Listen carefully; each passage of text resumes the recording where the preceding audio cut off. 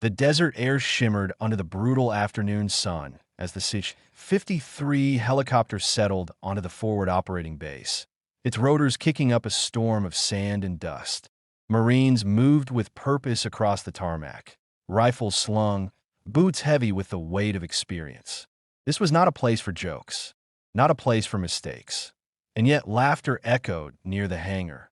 Captain Ryan Hale of the United States Marine Corps leaned casually against the supply crate, helmet under his arm, grin wide and confident. He was everything the posters promised: decorated, fearless, sharp-tongued. A man who had survived 2 deployments and believed he'd seen everything war could show him. Almost everything. So that's her?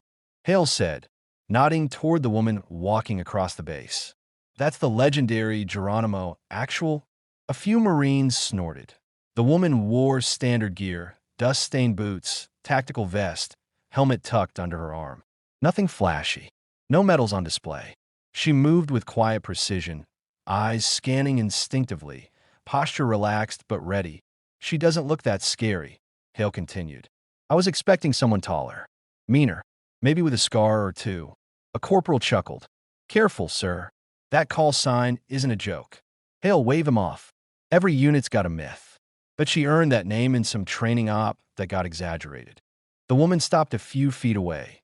She looked at him and smiled. Captain Hale, she said calmly. You must be the one with the loud opinions. Her voice was steady. No edge.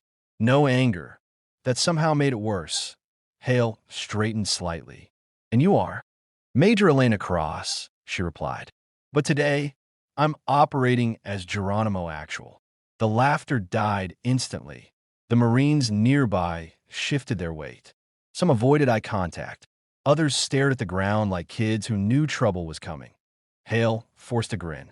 No offense, ma'am. Just didn't expect. Well, you. She raised an eyebrow. And what did you expect?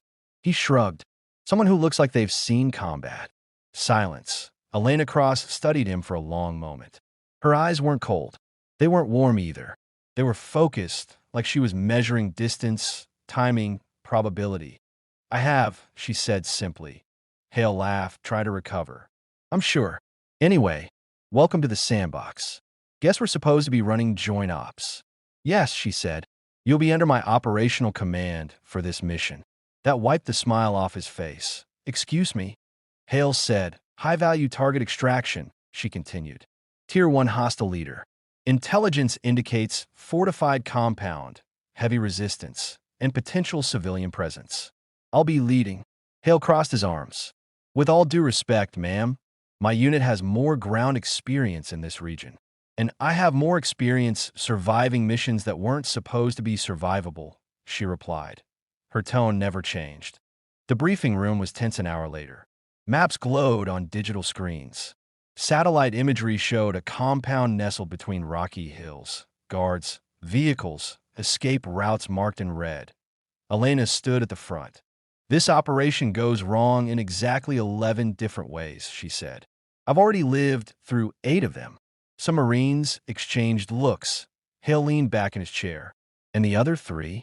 She met his gaze. They depend on whether you follow orders. A murmur rippled through the room. The mission began at dusk. 2 helicopters skimmed low over the terrain, black silhouettes against the dying sun. Elena sat strapped in, eyes closed, not resting but visualizing. Every step, every contingency. Hale watched her from across the bay. She wasn't nervous. That bothered him. They fast-roped into the valley, boots hitting dirt in near silence. Elena signaled. The team moved. Minutes later, gunfire erupted. The compound came alive with hostile movement, far more than intel predicted. Contact left, someone shouted. Sniper, rooftop, another yelled. Hale reacted fast, issuing commands, returning fire. Then everything went wrong. An explosion rocked the ground. The valley echoed with chaos. Smoke swallowed the air. Where the hell did that come from? Hale yelled. Secondary cell. Elena said calmly. I warned command about it. They didn't listen. She moved through the smoke like she could see through it. Orders came rapid, precise. Marines repositioned instinctively, trusting her without even realizing it. Hale hesitated, just for a second, That second nearly got him killed. A burst of gunfire tore through the rock where his head had been. Elena grabbed his vest and yanked him down. Move when I say move. Her voice was sharp now. They pushed forward under fire, breaching walls, clearing rooms. Elena was everywhere, covering angles, coordinating fire, predicting enemy movement before it happened. T1 point. Hale found himself following her without question. That scared him more than the bullets. Inside the compound, they found the target, but also something else out of tunnel system. Escape route, Elena muttered. Just like Black Mesa. Hale fronet. What's Black Mesa? She didn't answer. The tunnel collapsed behind them with a thunderous crash. Radio static filled the air. They were cut off in the darkness, lit only by emergency strobes. Hale finally spoke. Okay, I'll admit it. You weren't exaggerating. She checked her weapon. Apology noted. Focus now. Enemy footsteps echoed from ahead and behind. Hale swallowed. How do you always seem to know? Elena's jaw tightened. Because I've already failed once, and I don't intend to fail again. The firefight in the tunnel was brutal and close.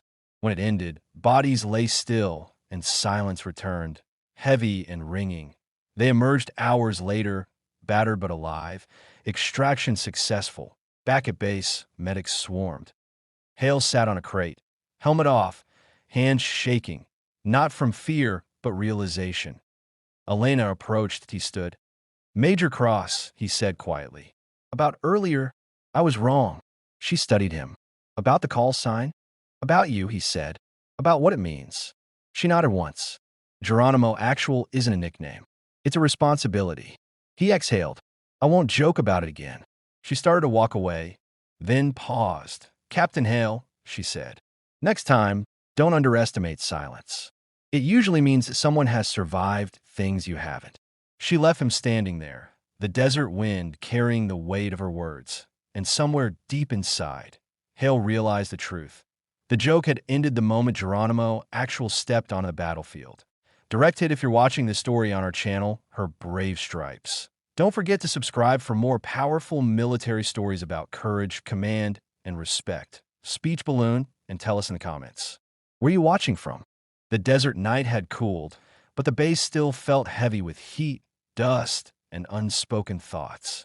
Floodlights cast long shadows across the tarmac, turning helicopters into giant skeletal shapes. Somewhere in the distance, generators hummed, steady and indifferent, like the heartbeat of war itself. Captain Ryan Hale sat alone on a metal bench outside the medical tent, staring at his hands.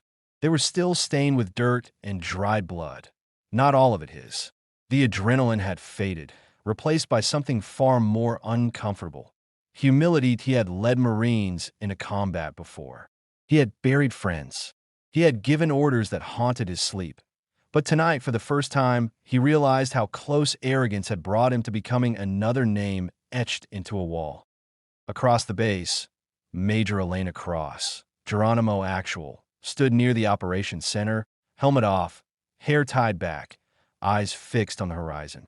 She looked calm to anyone passing by, but inside, the mission hadn't ended. It never really did. A young lieutenant approached her hesitantly. Ma'am, command wants a debrief. Full after action. She nodded once. Give me 5 minutes. The lieutenant walked away. Elena remained where she was, listening to the distant thump of rotor blades from a returning patrol. The sound pulled her backward through time, past deserts and mountains, past names and faces she carried like scars. Geronimo Actual. The call sign had been earned the hard way. Hale didn't mean to approach her. His feet just moved. When he realized where he was heading, he considered turning back, but didn't. Major, he said quietly. She turned to face him. I owe you more than an apology, he continued. You saved my life out there. She studied him, not unkindly. That's my job. No, he said. That was choice. You didn't have to pull me down. You could have let me learn the lesson the hard way. She exhaled slowly. I've buried enough people who thought they had something to prove. Silence settled between them. After a moment, Hale asked the question that had been burning in him since the tunnel. Black Mesa. You mentioned it before. What happened there? Elena's jaw tightened. Not defensively, but like someone bracing against an old weight. Black Mesa was a joint task force op, she said. High altitude, deep insertion, intelligence failure. Hale didn't interrupt. We were sent to extract a hostage from a compound that intelligence claimed was lightly guarded, she continued. It wasn't. It was a kill zone. Her voice stayed even, but her eyes changed, darker, farther away. I was second in command then, she said. Our actual was hit within the first minute. I took over. Hale swallowed. We fought our way in, Elena said. We found the hostage, but exfil was compromised. Enemy forces closed in faster than expected. Command ordered us to hold until air support arrived. She laughed softly, without humor. Air support never came. What did you do? Hale asked quietly. I made a call, she said. I split the unit. Sent half with the hostage through a ravine.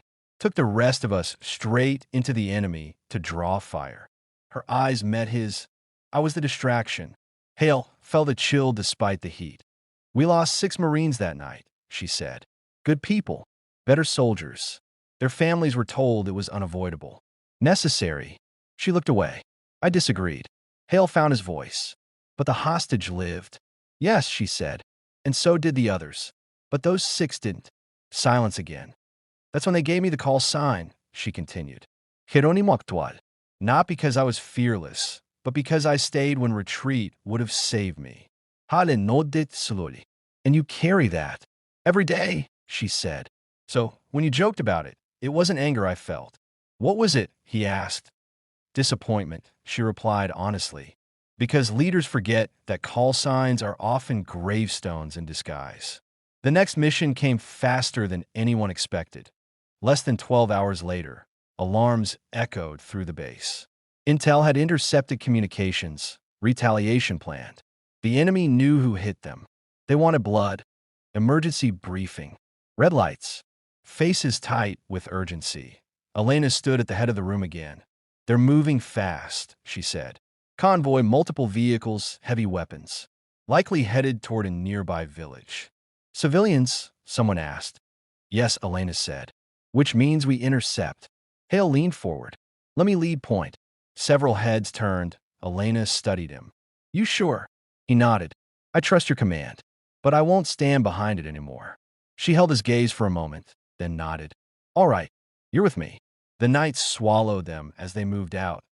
This time, Hale didn't question her pace, her formations, her instincts.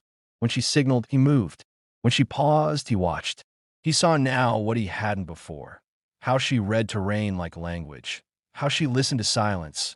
How she positioned people not for glory, but survival. The convoy appeared just before dawn. Gunfire erupted. The enemy fought hard, desperate, reckless. In the chaos, a rocket streaked toward their position. Hale saw it first. Incoming, he shouted. Elena turned, and Hale tackled her behind cover as the explosion rocked the ground dust. Fire. Shrapnel. When the noise faded, Elena pushed herself up, eyes wide. You okay? He nodded, coughing. Guess I learned something. She gave him a brief, fierce smile. Good. They finished the fight together. The convoy was stopped. Civilians were safe as the sun rose, painting the desert gold. Hale stood beside her, watching Marines secure the area. I won't joke again, he said quietly. Not about call signs. Not about experience. She looked at him. You earned that understanding. He hesitated. Geronimo, actual isn't just your call sign, is it? She shook her head. No, it's a reminder. Of what? That leadership isn't about being loud, she said. It's about staying when it would be easier to leave. Back at base, word spread fast. The Marines talked. About the mission.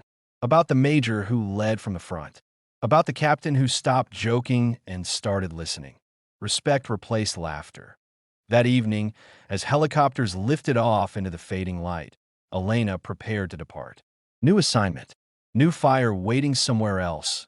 Hale walked with her to the tarmac. Thank you, he said, for correcting me before the battlefield did. She extended her hand. He shook it firmly. Captain Hale, she said, remember this. Yes, ma'am. Never mock a name you haven't earned, she said, and never underestimate the ones who carry them quietly. She climbed into the helicopter as it lifted off. Hale stood at attention and saluted. Not because of rank, but because of respect, because Geronimo actually didn't need to prove anything. She had already proven it in silence, sacrifice, and survival. Military medal if you're watching this story on our channel, her brave stripes. Don't forget to subscribe for more powerful military stories that honor courage, leadership, and real strength. Speech balloon and tell us in the comments. Where are you watching from?